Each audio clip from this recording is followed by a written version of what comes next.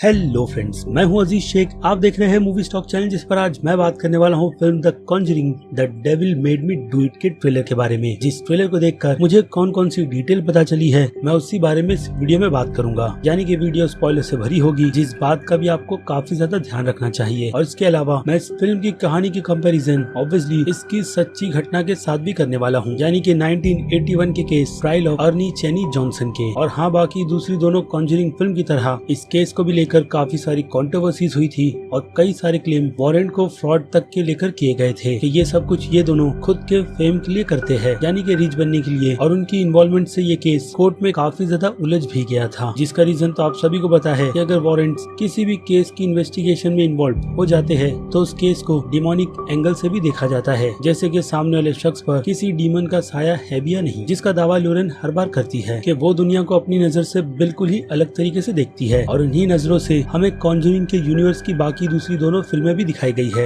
यानी कि लोरेन उन डीमंस की असली ओरिजिन जानती है, जो कि इस ट्रेलर में भी हमें नजर आती है, जिसका जिक्र फिलहाल तो इस केस की स्टडी के टाइम पर मुझे कहीं पर भी नहीं मिला। जिसमें अब फिल्म के हिसाब से हो सकता है कि उन सारी बातों को रियलिटी से हटकर ऑडियंस को डराने के लिए डाला गया है, वरना हॉरर फिल्म में ऑडियंस देखेगी ही क्यों जब फिल्म में अगर ऐसा कोई भी हॉरर एलिमेंट नहीं होगा तो। लेकिन हाँ, कॉन्जरिंग की फिल्मों में जो खासियत है वो है कैरेक्टर्स के नाम, जिन्हें बिल्कुल रियल रखा जाता है ताकि लोग इन कहानियों को और भी ज्यादा सच्ची समझे, जो कि असल में ये है, लेकिन थोड़े फिल्मी अंदाज में। तो अब उस फिल्मी अंदाज में ही इनकी डिटेल्स पर आते हैं। लेकिन अब आगे बढ़ने से पहले एक छोटी सी रिक्वेस्ट तो बनती ही है, जो कि है चैनल को सब्सक्राइब, वीडियो को लाइक और शेयर करने की।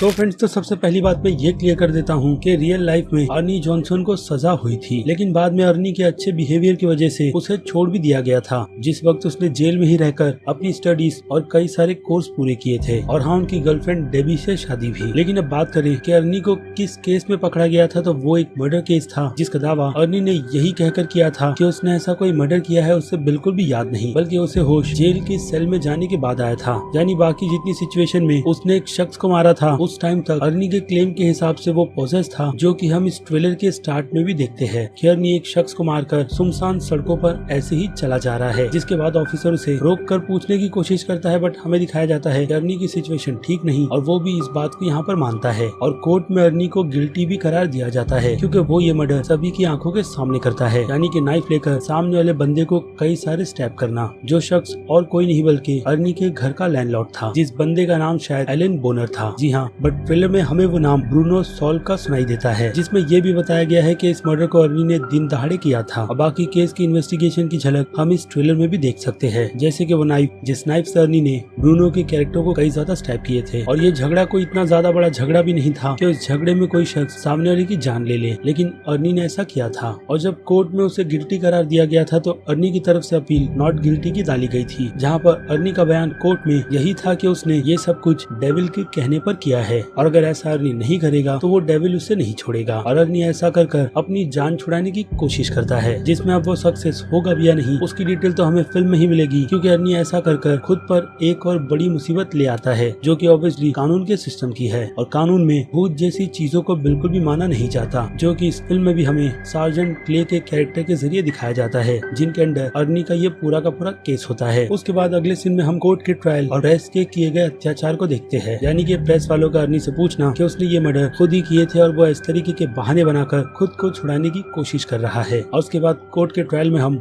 एड और लॉरेन वॉरेन को भी देखते हैं, वो भी डेबी के कैरेक्टर के साथ बैठा हुआ, जो वहाँ पर अर्नी की मदद और जज के सामने अपने बयान को रिकॉर्ड करवाने के लिए आए हैं। यानी कि वही कि डेविल जैसी चीज होती है और सिस्टम को उस बात को मान लेना चाहिए, जिस पर अगेन मैं कहूंगा कि रियल लाइफ के केस में कोर्ट ने हामी बिल्कुल भी नहीं भरी थी, बट फिल्म में सिचुएशन मेरे हिसाब से तो बिल्कुल अलग ही रहने वाली है। लेकिन हाँ, सार्जेंट के कैरेक्टर को देखकर ऐसा लगता ही है कि सार्जेंट एड की बातों पर बिल्कुल भी भरोसा नहीं करेंगे, भले से ही वो उन्हें कितने भी प्रूफ्स लाकर क्यों ना दिखा दे, जो कि इस सीन से बिल्कुल क्लियर होता ही है। उसके अलावा डेबी के इस सीन को देखकर ये बात कंफर्म हो जाती है कि डेबी को एरन पर काफी ज्यादा भरोसा है कि उसने ये मर्डर खुद के कंट्रोल में रहते हुए नहीं किया था। और डेबी के उस बैकग्राउंड में हमें एक प्रीस्ट भी नजर आता है, जिसे शायद डेबी अपनी बात बता रही है, क्योंकि इस केस में एड और लॉरेन बिल्कुल एंड में बुलाए गए थे। इसके पहले की पूरी इन्वेस्टिगेशन टोटल 6 प्रीस्ट ने मिलकर की थी। और बाद में जब चीजें उनके हाथों से आउट ऑफ कंट्रोल हो गई थी तब जाकर एड एंड लॉरेन को बुलाया गया था। और हाँ, इसके पहले चर्च की तरफ से काफी रिक्वेस्ट के बाद एक ही पादरी को भेजा गया था। कहाँ, उसके बारे में मैं आगे बात करूंगा, क्योंकि फिलहाल तो मुझे इस ट्रेलर में पूरे के पूरे 6 पादरीज एक साथ दिखाए नहीं गए, बल्कि पूरा का पूरा क्रेडिट एड और लॉरेन को ही दिया गया है। और हाँ, इसके अलावा हम फादर गॉर्डन के कैरेक्टर को भी देखते हैं, वो भी रिक्रिएट किए गए एग्जॉर्सिस्ट जैसे इस सीन में, जहाँ फादर गॉर्डन एक घर के सामने खड़े हैं जिसकी विंडो से उन्हें कोई देख रहा है,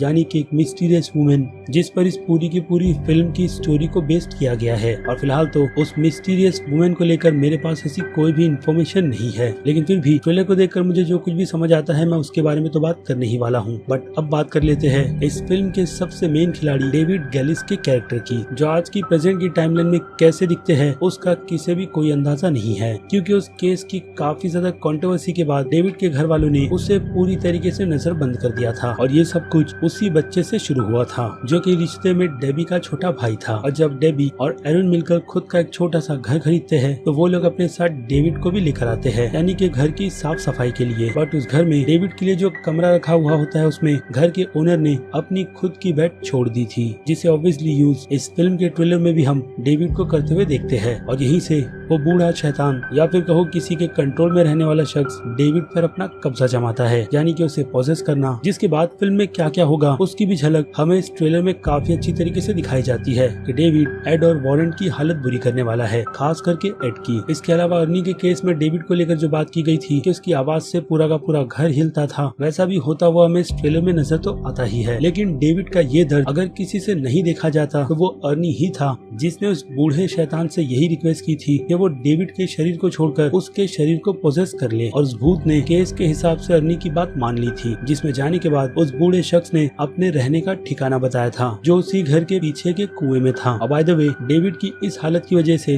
डेबी और अर्नी ने उस घर को छोड़ दिया था, लेकिन उस शैतान ने उनका पीछा बिल्कुल भी नहीं छोड़ा था। और रही बात उस कुएं की, जिस कुएं में वो बूढ़ा शख्स रहता है, उसकी डिटेल तो मुझे इस ट्रेलर में नजर नहीं आई, लेकिन उसके पीछे की कहानी जरूर आ गई कि शायद से उस शैतान को कोई एक मिस्ट्री लेडी कंट्रोल कर रही है जो इस परिवार का बुरा या फिर कहूँ बहुत बुरा चाहती है। और असल इवेंट की बात करें तो रियल लाइफ में उस कुएं में सिवाय अर्नी के और किसी भी वो बूढ़े शख्स की छवि नहीं दिखी थी। लेकिन हाँ, लॉरेन ने उसका दावा किया था कि उसने डेविड और उस घर में एक स्मोक जैसे फिगर को देखा था जिसने हर पल डेविड की गर्दन को अपने हाथों में पकड़ रखा था। और रही बात उस कर्स की, तो उसे लेकर इस फिल्म में काफी अच्छी स्टोरी क्रिएट की गई है कि डेबी के खानदान में कुछ ऐसा बुरा हुआ है जिसका पता इस फिल्म में लॉरेन लगाएगी, यानी कि उसका कनेक्शन डेबी की माँ या फिर उनके ग्रैंड पेरेंट से होगा, क्योंकि कास्टिंग लिस्ट में हम ग्लेजल खानदान के काफी बड़े नाम को देख सकते हैं। और ट्रेलर में भी हमें काफी अननोन कैरेक्टर्स नजर आते हैं जिनका कनेक्शन ऑब्वियसली डेबी से ही होगा। और हाँ, उस बूढ़ी जादू करने वाली औरत का भी, जिसकी मिस्ट्री शायद उसी कुएं के रास्ते पर जाकर खत्म होगी। लेकिन फिल्म के एंड के ट्विस्ट में, जिस पर मैंने एक वीडियो बनाकर आपको पहले ही उसकी अपडेट दे दी थी कि इस इमेज को देखकर ऐसा ही लगता है कि लॉरेन को किसी ट्विस्ट का पता चलता है, यानी कि असल मिस्ट्री का, जिसके बाद उनकी ये जर्नी एक फाइनल फेस ऑफ पर ले आएगी। जिस फाइनल फेस ऑफ में साजन भी वॉरेन की बातों का भरोसा करना शुरू कर देंगे, क्योंकि हम यहाँ पर इस सीन में उन्हें काफी तगड़ी इन्वेस्टिगेशन करते हुए देखते हैं, वो भी रात के वक्त, मानो जैसे पुलिस का सर्च किसी को ढूंढने का चल रहा है। तो शायद हो सकता है कि वो लॉरेन ही हो या फिर एड, दोनों, क्योंकि उस बूढ़ी मिस्टीरियस औरत को हम उन दोनों को अपने कंट्रोल में लेते हुए देखते हैं, वो भी इस सीन में। और लॉरेन उन बैक स्टोरी का जो पता लगाएगी उसका पता तो इस सीन को देखकर चल जाता है कि लॉरेन कैसे दिन से सीधे रात में एक अलग ही दुनिया में चले जाएगी, यानी कि पास्ट की टाइमलाइन में, जिससे उसे निकालने का काम ऑब्वियसली लॉरेन के पति एड करेंगे, वो भी ट्रेलर के इस एंड के सीन के हिसाब से। लेकिन वो मिस्टीरियस वुमेन भी हमें इस ट्रेलर में कई ज्यादा पावरफुल दिखाई गई है, जिसके जाल में लॉरेन बहुत ही बुरी तरीके से फंसेगी। और उसके बाद असाइलम की इस सीन की बात करें तो पहले फिल्म में हमें इसी सीन को दिखाकर यही बताया जाएगा कि ये फिल्म का एक फाइनल एंड है, जहाँ शायद एड बाकी दूसरे फादरियों के साथ आएंगे ताकि वो लोग अर्नी पर एग्जॉर्सिज्म कर उसे पूरी तरीके से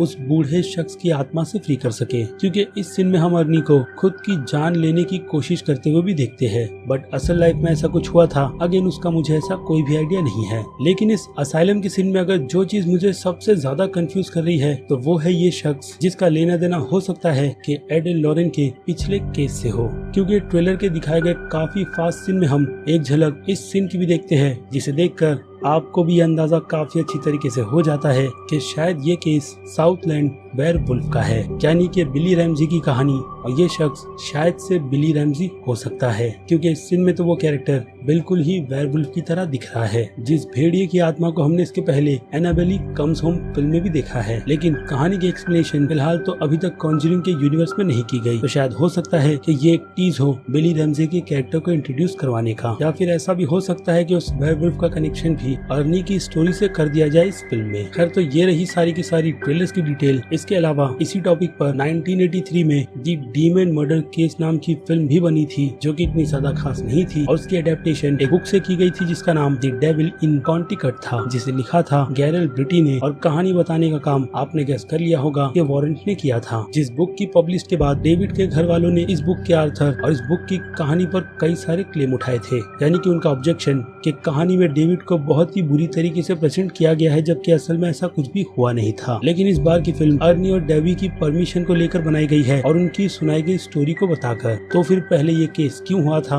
और अब जाकर उस फैमिली की राय क्यों बदली है? अगेन, इस बारे में भी मेरे पास ऐसी कोई भी डिटेल नहीं है, लेकिन जो कुछ भी हुआ था हिस्ट्री में उसकी डिटेल तो आपको देना बनता ही है। इसके अलावा एडवर्ड वॉरेन ने कई सारी बुक्स भी लिखी थी, जिस पर कुछ लोगों के क्लेम थे कि उन लोगों ने, जैसे कि मैंने आपको स्टार्ट में बताया, कि ये सब कुछ पैसे के लिए ही किया है। बाकी सच क्या है वो आप अपना दिमाग चलाकर काफी अच्छी तरीके से गेस कर सकते हो। लेकिन अगर ट्रेलर की बात करें तो ट्रेलर मुझे काफी ज्यादा इंटरेस्टिंग लगा है, इतनी ज्यादा स्टोरी की डिटेल्स के हिसाब से। बाकी आपकी राय इस ट्रेलर और मेरे ब्रेकडाउन को लेकर क्या है उस बारे में कमेंट कर जरूर बताइएगा, क्योंकि ऐसी डिटेल्स निकालने के लिए काफी ज्यादा टाइम और बहुत ही ज्यादा मेहनत लगती है, जो कि मैंने इस वीडियो में की है, इसीलिए लाइक तो बनता ही है। तो अब चलिए खत्म करते हैं वीडियो को यहीं पर। मैं हूँ अजीज शेख, आप देख रहे थे मूवी स्टॉक चैनल, जिसे अगर आपने अभी तक सब्सक्राइब नहीं किया है तो सब्सक्राइब कर लीजिए और बगल में बने हुए इस बेल आइकन के साथ साथ नोटिफिकेशन को भी ऑल पर क्लिक कर दीजिएगा। बाकी मैं मिलूंगा जल्दी आपसे दूसरी किसी वीडियो में किसी और फिल्म या फिर किसी और सीरीज के टॉपिक पर बात करते हुए। तब तक के लिए तो आप मेरे चैनल के बाकी दूसरे वीडियोस को एंजॉय कीजिए और टिल देन बाय।